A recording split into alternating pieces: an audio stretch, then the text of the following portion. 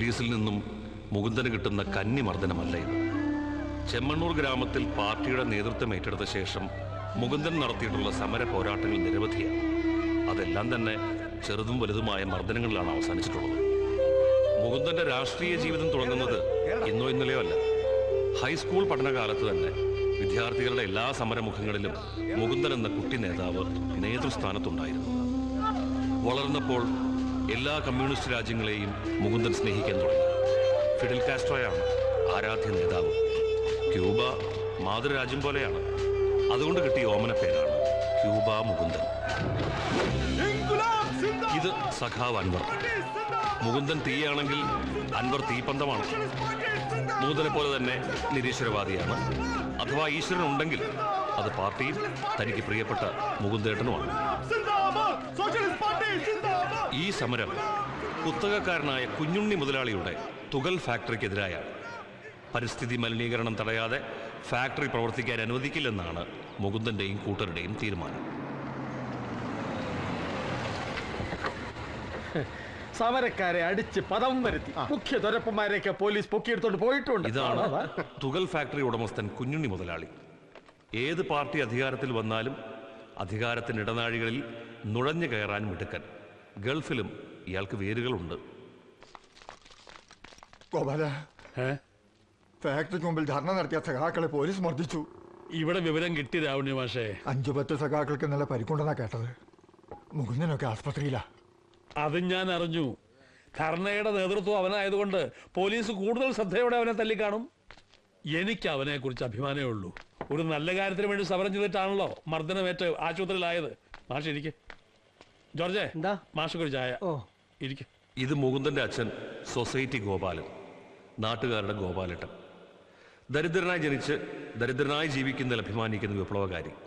ചെമ്മണ്ണൂരിൽ പാർട്ടിക്ക് അടിത്തറയുണ്ടാക്കുന്നതിൽ പ്രധാന പങ്ക് ഗോപാലട്ടനായിരുന്നു.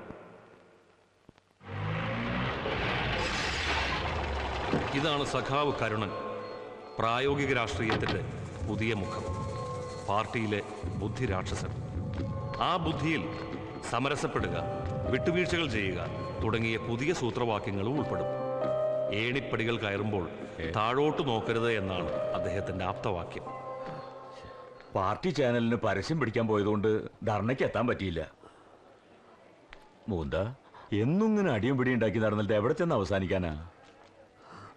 ഇന്നാട്ടിലെ ജനങ്ങൾക്കും പാർട്ടിക്കും മുകുന്ദന്റെ ജീവനോടെ ഇനിയും വേണം. അതുകൊണ്ട് ഇത് ആവർത്തിച്ചുകൂടാ. അടിയന്തരമായി എന്തെങ്കിലും ചെയ്തേ പറ്റൂ. എന്ത് ചെയ്യാൻ? ആശുപത്രിയിൽ നിന്ന് ഇറങ്ങിക്കോട്ടെ. ഞങ്ങളെ തല്ലിച്ചതച്ചവന്റെ ഫാക്ടറി ഞങ്ങൾ തീയിട്ട് ചുട്ട് കരിക്കും. അതൊന്നും പ്രായോഗികമായ മാർഗമല്ല അൻവർ. കുഞ്ഞുണ്ണി മുതലാളി ദുബായിൽ നിന്ന് എത്തിയിട്ടുണ്ട്. പാർട്ടിക്ക് നാണക്കേടുണ്ടാകാത്ത വിധം ഒരു അമിക്കബിൾ സൊല്യൂഷൻ എത്രയും വേഗം ഉണ്ടാക്കണം. നമ്മൾ കൂട്ടായിട്ടെടുത്ത തീരുമാനമല്ലേ, എന്നിട്ട് ഇപ്പോഴെന്താ ഒരു കോംപ്രമൈസിന്റെ ഭാഷ? പാർട്ടി സഖാക്കളെ കൊലയ്ക്ക് കൊടുക്കാൻ ഇത്തിരി വിഷമമുണ്ട്. കഴിയുമെങ്കിൽ സമാധാനപരമായി തീർക്കാനാണ് സംസ്ഥാന കമ്മിറ്റിയുടെ നിർദ്ദേശം. എന്തായാലും ഇവിടുന്ന് ഇറങ്ങിയാൽ ഉടനെ നമ്മൾ അയാളെ കാണുന്നു. ഒന്ന് ശ്രമിച്ചു നോക്കാം. എന്തു പറയുന്നു? ഇറങ്ങട്ടെ, എന്നിട്ട് തീരുമാനിക്കാം. വരണം വരണം. ഞാൻ വന്നിട്ട് 1 മിനിറ്റ് ആയതേ ഉള്ളൂ. ഇരിക്കെ.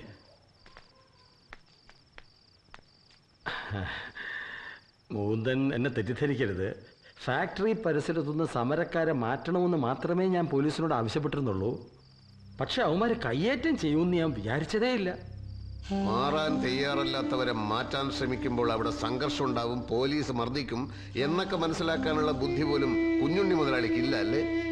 ഓട്ടെ, അതൊക്കെ കഴിഞ്ഞ കാര്യങ്ങളല്ലേ മൂന്ത. സഖാവിന് തല്ല് കിട്ടാത്തത് കൊണ്ടാണ് അങ്ങനെ തോന്നുന്നത്. ഞങ്ങൾ വന്നത് കോംപ്രമൈസ് ചർച്ചയ്ക്കൊന്നുമല്ല, നിലപാട് നേരിട്ട് വ്യക്തമാക്കി തരാനാണ്. ഫാക്ടറിയുടെ ചുറ്റുപാടുമുള്ള ഒരുപാട് കിണറുകളിലെ വെള്ളം മലിനമാണ്. മാലിന്യ സംസ്കരണ സംവിധാനമില്ലാതെ ഒരു ദിവസം പോലും ഫാക്ടറി പ്രവർത്തിക്കില്ല. അത് ഞാൻ ചെയ്യാവുന്ന സമ്മതിച്ചല്ലോ, പക്ഷെ സമയമെടുക്കും. അതുവരെ ഫാക്ടറി പൂട്ടിയിട്ടാൽ വരുന്ന നഷ്ടം. ഒരു കാര്യം ചെയ്യാം, മുകുന്ദൻ നിർദ്ദേശിക്കുന്ന 10 പേർക്ക്, സഖാക്കൾ പലരും പണിയില്ലാതെ നടക്കുകയാണല്ലോ, ഞാൻ ജോലി കൊടുക്കാം. പാർട്ടിക്ക് കൈക്കൂലി മിസ്റ്റർ. ഒരു സാമൂഹ്യ വിപത്തിനെതിരെയാണ് ഈ സമരം, അല്ലാതെ തൊഴിലില്ലായ്മക്കെതിരെയല്ല. നമ്മുടെ ആളുകൾക്ക് ജോലി കിട്ടുന്ന ഒരു നല്ല കാര്യമല്ലേ മൂന്ത? സഖാവ് അങ്ങനെ സംസാരിക്കരുത്. അതല്ല, ഞാൻ സമരം നമ്മൾ വിജയിപ്പിക്കും. പക്ഷേ ഇരുപക്ഷത്തും കൂടുതൽ നഷ്ടങ്ങൾ ഉണ്ടാകാതെ. അതിനാണല്ലോ കോംപ്രമൈസ് എന്ന് പറയുന്നത്. ധാരാളം മെമ്മോറാണ്ടങ്ങൾ സർക്കാരിലേക്ക് പോയിട്ടുണ്ട്. ഈ നാട്ടുകാരെ മാറാരോഗികളാക്കുന്ന ഒരു പരിപാടിയും അനുവദിക്കുന്ന പ്രശ്നമില്ല. കോംപ്രമൈസ് ഒന്നേ ഉള്ളൂ. എത്രയും വേഗം മാലിന്യ സംസ്കരണ പ്ലാന്റ് സ്ഥാപിക്കുക. അതുവരെ ഫാക്ടറി അടച്ചിടുക. കാണാം.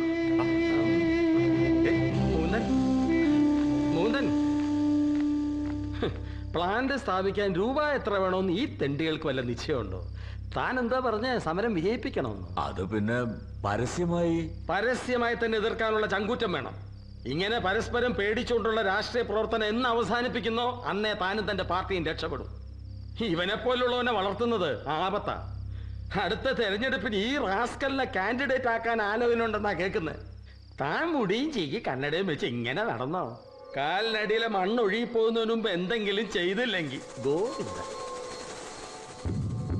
എടുത്തു ചാടി എന്തെങ്കിലും ചെയ്താൽ അത് രാഷ്ട്രീയ അബദ്ധമാകും. അവസരം വരുമ്പോ പിടിമുറുക്കുക. അവസരം വരും കുഞ്ഞുണ്ണി മുതലാളി.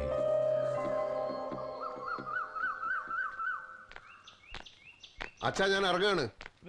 ഞാനും വരുന്നു.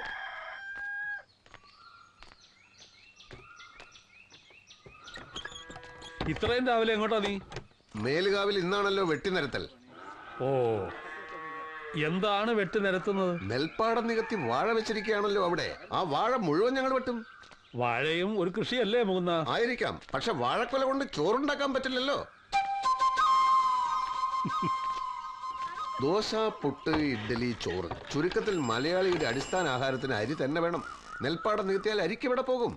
ആന്ധ്രാക്കാരന്റെ അരി ലോറി വരുന്നതും കാത്ത് മലയാളി വായും പൊളിച്ചിങ്ങനെ ഇരിക്കണം എന്നാണോ അച്ഛൻ പറയുന്നത്? അങ്ങനെ ഞാൻ പറഞ്ഞില്ല. എങ്കിൽ ആ വിഷയം വിട്ടേക്കൂ. വെട്ടിനിരത്തിൽ പാർട്ടി നയമാണ്, നടപ്പിലാക്കിയേ പറ്റൂ.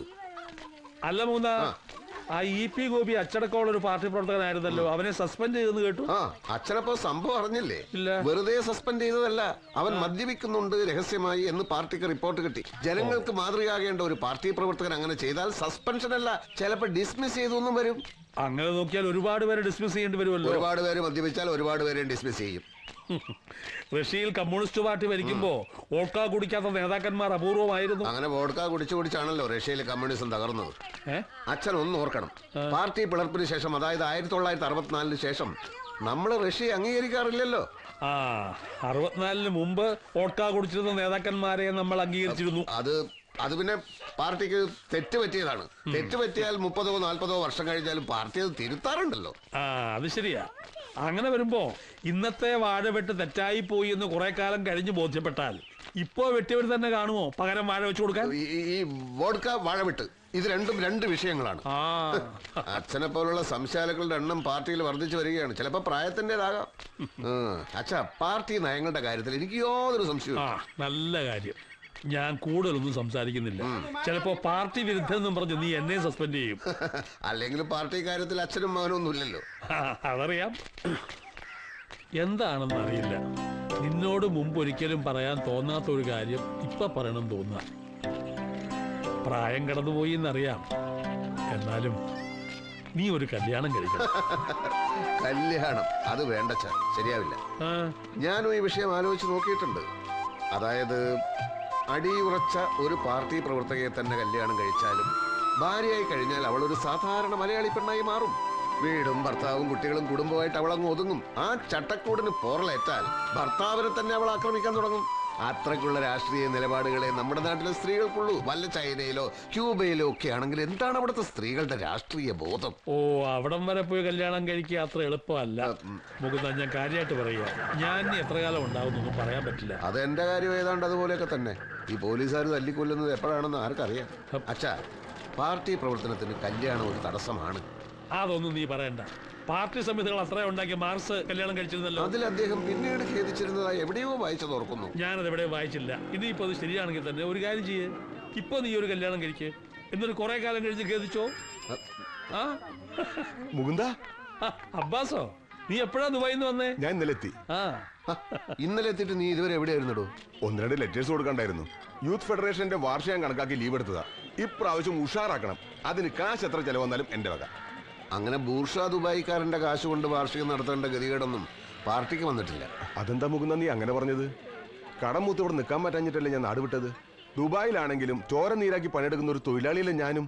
നീ ആർക്ക് വേണ്ടി പണിയെടുക്കുന്നു എന്നുള്ളതാണ് പ്രശ്നം. മൾട്ടിനാഷണൽ കമ്പനികളുടെ ആസ്തി വർദ്ധിപ്പിക്കാൻ വേണ്ടി നീ നീരാക്കുന്ന ചോര ചെമ്മണ്ണൂരിലല്ലേ നീ നീരാക്കേണ്ടത്? എവിടെ പണിയെടുത്താലും തൊഴിലാളിക്ക് അവന്റെ കൂലി കിട്ടിയാ പോരെ? ഞാൻ ഇവിടെ നീരാക്കുന്ന അതേ ചോര ദുബായിൽ നീരാക്കുമ്പോ ഉറുപ്പിയേക്ക് 12 ഇരട്ടി വെച്ച് കിട്ടും. അത് ഞാൻ അവിടെ കുഴിച്ചു മൂടാതെ മാസം മാസം ഇങ്ങോട്ട് അയക്കണുണ്ടല്ലോ. അതുകൊണ്ട് കാര്യമായില്ല. നീ എന്തിനാ മുകുന്ന അബ്ബാസിന്റെ മെക്കെട്ട് കയറുന്നേ?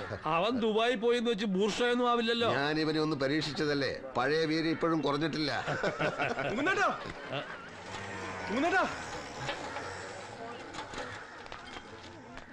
തിരുവനന്തപുരത്ത് രാമകൃഷ്ണ വക്കീൽ വിളിച്ചിരുന്നു. ഫാക്ടറി പൂട്ടാൻ സർക്കാർ ഉത്തരവായി.